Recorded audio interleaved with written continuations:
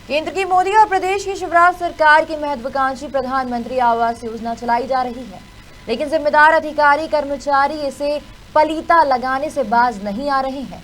भले ही मुख्यमंत्री शिवराज सिंह चौहान मंच से लापरवाह अधिकारी कर्मचारियों पर एक्शन ले रहे हों, लेकिन इनमें किसी तरह का खौफ नजर नहीं आ रहा है।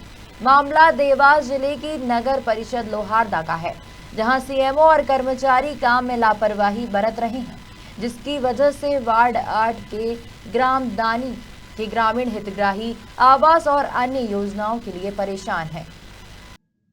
जी हां, हम बात कर रहे हैं नगर परिषद लोहारदा के वार्ड क्रमांक 8 के ग्राम दानी की, जहां आवास योजना के हितग्राहियों को अभी तक लाभ नहीं मिला है।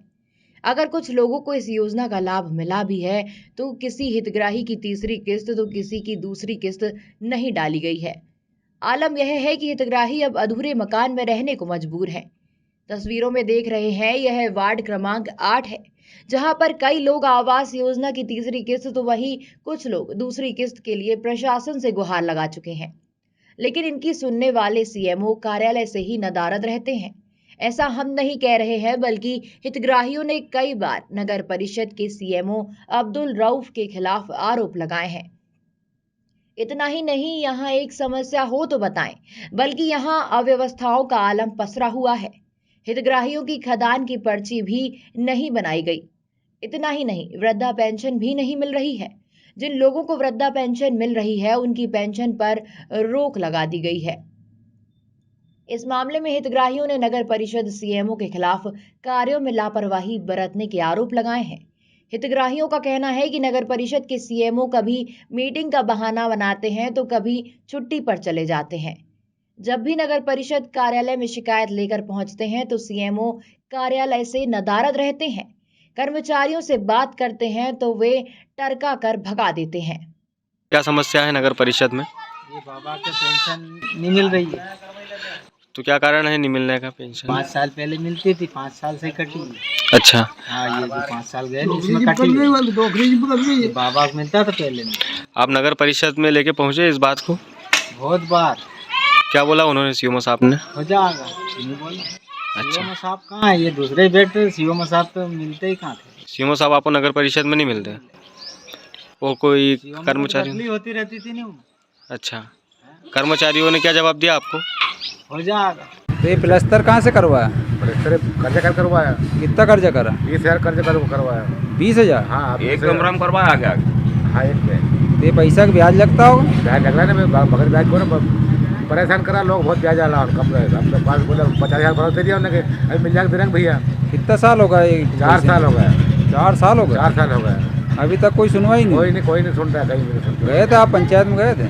गए ना, भगा दे वहाँ से, बोला डालना डाल रहा, कोई डालना नहीं करे। वहीं बार बार मिल रही शिकायत के बाद वार्ड 8 के बीजेपी पार्षद विष्णु माली वार्ड वासियों की समस्या सुनने पहुंचे। इस दौरान ग्रामीणों ने पार्षद के सामने कई तरह की समस्या रखी, जिसमें कई वार्ड वासियों को अभी तक प्रधानमंत्री आवास योजना की दूसरी तीसरी किस्त तक नहीं मिली है। खास बात ये रही कि हितग्राहियों ने नगर परिषद मुख्य अधिकारी पर वृद्धा पेंशन, यहाँ तक कि राशन पर्ची नहीं बनाने के आरोप भी लगाए हैं। बीजेपी पार्षद का भी कहना है कि इस मामले को लेकर सीएमओ अब्दुल रऊफ खान को कई बार अवगत करा चुके, लेकिन समस्या का समाधान नहीं हुआ है। सीओमओ साहब से बात भी करी, सीओमओ साहब ने 2 बार यहाँ मीटिंग भी लगा गया, उनको लिए कहीं भी नहीं हो। वो जाती भी हेड देगा, आदिवासी में मिलेगी तो हरिजन में मिलेगी, और ये सब कोई भी नहीं। मामा तो सबको दे रहा है, सबको दे, तुम तो पंचायत को सबको दे रहा है, फिर क्यों रोक लगा रहा है? अब जनता तो अपनी जान खाएगी यार, करवाओ। वृद्धा पेंशन को लेकर भी आपने कर्मचारी अधिकारियों से बात की? हाँ, वृद्धा की करी नहीं, वृद्धा में भी रोक दे, वो जाती चाहिए तो आदिवासी को मिलेगा। तो 2018 में पीएम आवास योजना का शासन की तरफ से तीनों किश्त के पैसे नगर परिषद में आ चुके थे, लेकिन हितग्राहियों के खाते में नहीं पहुंचे। बड़ी विडंबना की बात यह है कि कई हितग्राहियों के आवास बन तो गए हैं, लेकिन किसी पर छत नहीं है तो किसी के आवास का प्लास्टर तक नहीं हुआ है। इस मामले में जब नगर परिषद सीएमओ अब्दुल रऊफ खान और लेखापाल संतोष श्री माली से मामले में जानकारी लेना चाहिए तो वह कुछ भी बोलने से बचते नजर आए। मीडिया को बाइट देने से ही मना कर दिया। हालांकि इससे ये प्रतीत होता है कि कहीं न कहीं खुद सीएमओ भ्रष्टाचार में लिप्त नजर आ रहे हैं। इस मामले में जब खबर मध्य प्रदेश के सहयोगी ऋषभ मीणा ने कन्नौज एसडीएम के फोन पर चर्चा की तो उन्होंने सीएमओ को मामले की जांच करने के निर्देश देने की बात कही है। सर नमस्कार। नमस्कार। खबर मध्य प्रदेश छत्तीसगढ़ चैनल से ऋषभ मीणा बोल रहा था सर। हेलो। जी सर, मैं बोल रहा था ये नगर परिषद लोहारदा का एक मामला था। वैसे मैं वार्ड नंबर 8 दानी में गया था तो उनका कहना था कि सीएमओ साहब नगर परिषद में नहीं रहते हैं और जो खाद्यान्न पर्ची है बनाने के लिए मना कर दी गई है और उन्होंने बोला वृद्धा पेंशन कुछ लोगों की चल रही थी उसको बंद कर दी है और बहुत सारे वृद्धजन हैं पर उनकी पेंशन की बात करते हैं तो बोलते हैं कि आदिवासी की पेंशन बनेगी, हरिजन की पेंशन बनेगी, आप लोगों की नहीं बनेगी। इस तरह के आरोप लगाए तो सीएमओ साहब के पास बाइट लेने वर्जन लेने भी गया तो उन्होंने मना कर दिया कि मैं इस संबंध में बाइट नहीं दे पाऊंगा। तो सर आपके वर्जन चाहिए थे उसके लिए। मैं सीएमओ साहब को आपसे बात करता हूँ क्या मैटर, और वो तो पर्सन टू पर्सन डिपेंड करता है, केस बाय केस देखना पड़ता है जी। अगर अपात्र होगा उस कारण से नहीं बन रहा होगा तो सीएमओ साहब की उसमें कोई गलती नहीं है। जी जी ठीक है जी। मैं सीएमओ साहब को एक बार बोल दूंगा कि देख लें पात्र जो हितग्राही हैं वो कोई वंचित ना रहे। हाँ, और एक और मामला था सर आवास योजना का। उनकी किस्त नहीं डली सर, तीसरी किस्त भी नहीं डली, सेकंड किस्त भी नहीं डली। कुछ लोगों की घर अधूरे पड़े हुए हैं।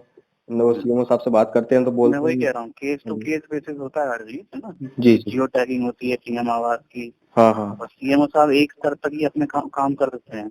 जी जी जियो टैगिंग वो कर सकते हैं, उसके ऊपर पेमेंट जो रिलीज होता है जी वो नियमित अंतराल पे होता है मेरे ख्याल से ना। जी जी सर। तो उसमें भी फिर सीएमओ साहब जैसा आप कह रहे हो तो उनकी गलती ना हो।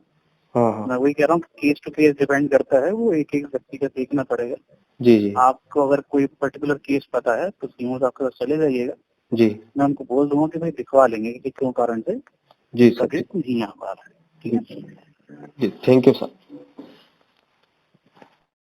तो देखा आपने किस तरह हितग्राही अपने ही हक और सिर पर छत पाने के लिए दर दर की ठोकर खाने को मजबूर हैं।